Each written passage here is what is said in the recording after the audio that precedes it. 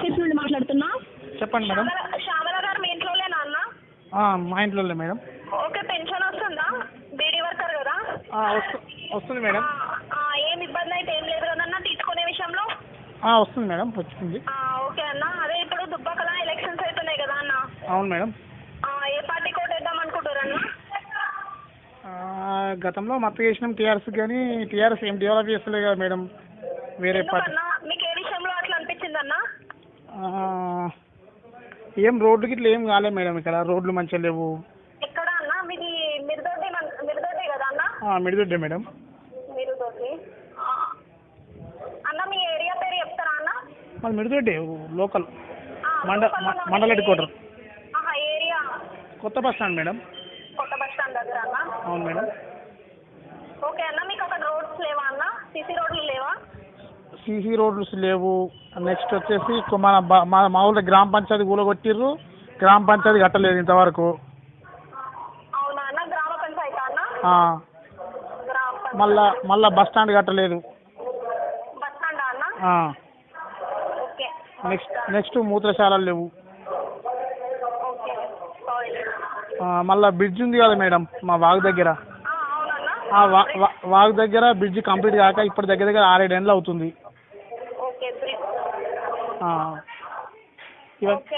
ఇంకోటి మేము గొల్లులో మేడం మేము. అయితే మేము గొర్రెలకు ఏది మన డీడీలు ఇచ్చినాం మేడం. 2 ఏళ్ళు అవుతుంది దగ్గర. మాకు గొర్రెలు ఇస్తా అని చెప్పేసి ఇంకా ఇవ్వట్లేదు మేడం. మరి ఎప్పుడు ఇస్తారేమో మేము మేడం. మేడం వెళ్ళాం మేడం. ఓకే అన్న, ఇంటి పేరు చీమల కదా? అవునమ్మా. చీమల.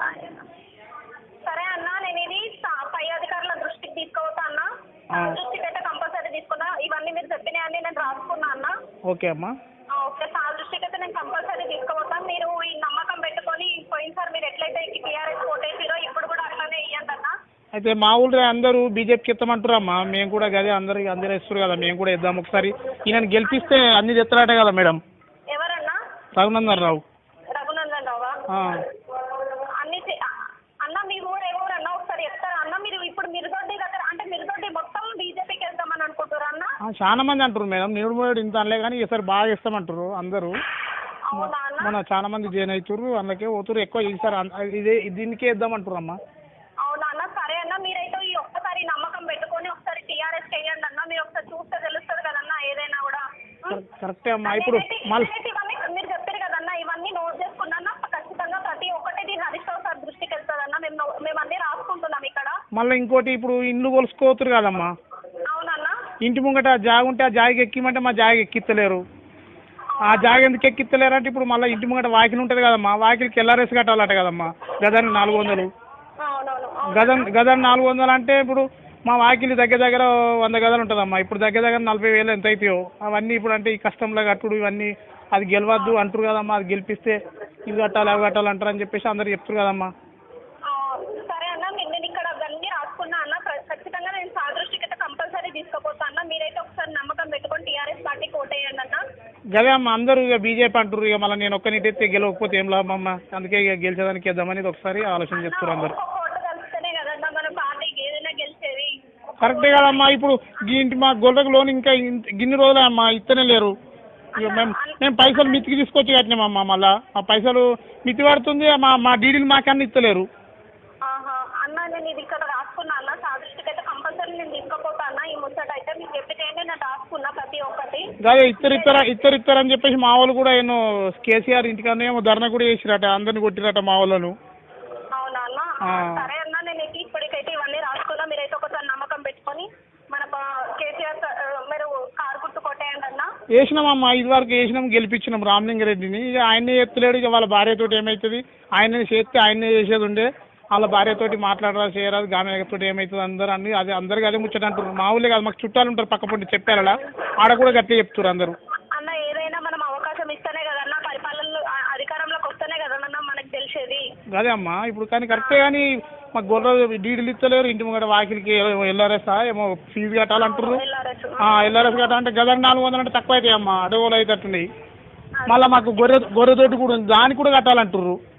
నేను ఎక్కించుకోమని ఎంత బతిలాడినా ఎక్కిరు సార్ మాకు జాగ ఎక్కిరంటే ఇల్లు మందమే ఎక్కిస్తారట వాళ్ళు జాగ ఎక్కి అంటారు. ఓకే అన్న, నేను ఇప్పుడు ఇవన్నీ రాసుకున్నా అన్న, కంపల్సరీ నేను ఇవన్నీ సార్ దృష్టికి అయితే తీసుకుపోతాను. మా ఊళ్ళో ఉన్న టీఆర్ఎస్ లీడర్ కూడా చెప్పినమ్మా, మా ఊళ్ళో ఉన్న టీఆర్ఎస్ లీడర్ చెప్తే కూడా ఇట్లా ఎక్కించలేరు అని చెప్పినా కానీ అది ఎక్కించుకోరు, అది ఎక్కించే టైంలో ఎక్కిస్తారు, అది రాసేటప్పుడు రాసేకి అది కట్టే ఉంటే కట్టి ఎక్కించుకోవాలి అంటారు. సరే అన్న, ఇప్పుడు నేను ఇవన్నీ రాసుకున్నా, నేను సార్ దృష్టికి అయితే కంపల్సరీ నేను తీసుకుపోతా అన్న. అమ్మా ఓకే అన్న, మీరు నమ్మకం పెట్టుకొని కారు గుర్తు కొట్టేయండి అన్న. అంటే నేను ఒక్కరిని ఎత్తే గెలుతుందమ్మా, అందరూ వేయాలి మళ్ళీ మళ్ళీ వేయలేదు అంటారు కదమ్మా. అదే అందరు ఎట్టెత్తే గట్టి మనం నాన్నది కూడా గట్టి ఉంటుందమ్మా, అందరి లెక్క మనం. ఒక్కరైతే గెలిచాడు కదన్న, ఒక్కొక్క ఓటు కలిస్తేనే కదన్న మన పార్టీలు ఎవరైనా గెలిచేది. ఒక్కొక్క ఓటు ఎంత ఇంపార్టెంట్ అన్న. కరెక్టేగానమ్మా, అందరు ఇటు అంటారు. మళ్ళీ ఈమె రామలింగారెడ్డి ఏం చేయలేడు, ఆయన అంత మేధావి, ఆయననే ఏం చేయలేకపోయింది, ఈమెతో ఏం కాదంటారు కదమ్మా అందరూ. మళ్ళీ వేరే టోళ్ళు నిలబెట్టిన అయిపోతున్నాయి కదమ్మా. ఎందుకు చేయలేదన్న? ఆమెకు చదువు రాదట కదమ్మా అన్న. ఇప్పుడు చదువుతో ఏముందన్న సంబంధము, మనకు అధికారంలోకి వస్తేనే కదన్న తెలిసేది వాళ్ళు ఎట్లా ఎట్లా ఎట్లా చేస్తారు అనేది.